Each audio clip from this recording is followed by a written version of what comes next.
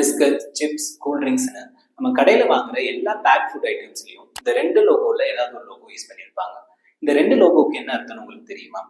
இந்த green colour logo வந்து vegetarian food products note பண்ணுறதுக்கும், ப்ரௌன் கலர் லோகோ வந்து நான் வெஜிடேரியன் ஃபுட் ப்ராடக்ட்ஸ் நோட் பண்ணுறதுக்கும் யூஸ் பண்ணுவாங்க. 2022 வரைக்கும் நான்வெஜ் லோகோ வந்து சர்க்கிளாக தான் இருந்துச்சு.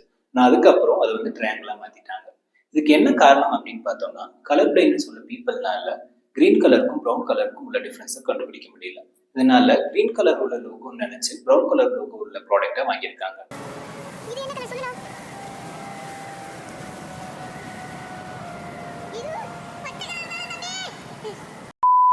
ஸோ இந்த கன்ஃபியூஷன் அவாய்ட் பண்ணுறதுக்காக சர்க்கிளாக இந்த லோகோவை வந்து ட்ரையாங்கிளாக மாற்றிட்டாங்க. இது வந்து ஒரு மேண்டேட்டரி ரெக்யர்மெண்ட். அதாவது நம்ம நாட்டில் பேக் பண்ணி சேல் பண்ணுற எல்லா ஃபுட் ப்ராடக்ட்லையும் கண்டிப்பாக அது வெஜிடேரியனா இல்லை நான் வெஜிடேரியனான்றத இந்த ரெண்டு லோகோவும் யூஸ் பண்ணி மென்ஷன் பண்ணியிருக்கணும். FSSAI வந்து சில ப்ராடக்ட்ஸ்க்கு மட்டும் இதுல இருந்து எக்ஸம்ஷன் கொடுத்துருக்காங்க.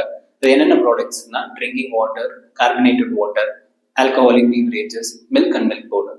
ஸோ இந்த ப்ராடக்ட்ஸ் எல்லாம் இந்த லோகோவை யூஸ் பண்ணுன்றது மேண்டேட்டரி கிடையாது. அந்த மேனுஃபேக்சர்ஸ் வேணும்னா யூஸ் பண்ணிக்கலாம். எல்லாம் ஓகே, பட் நம்ம யூஸ் பண்ற இந்த மாதிரி டூத் பேஸ்ட்லயும் இந்த டிக்ளரேஷன் இருக்கிறத கவனிச்சிருக்கீங்களா? டூத் பேஸ்ட் வந்து ஒரு ஃபுட் ப்ராடக்ட் கிடையாது. அப்புறம் எதுக்கு இதுல இந்த டிக்ளரேஷன் யூஸ் பண்ணியிருக்காங்க? இதுக்கு பதில் தெரிஞ்சா கமெண்ட்ல சொல்லுங்க. இதுக்கான காரணத்தை நான் நெக்ஸ்ட் வீடியோவில் சொல்றேன்.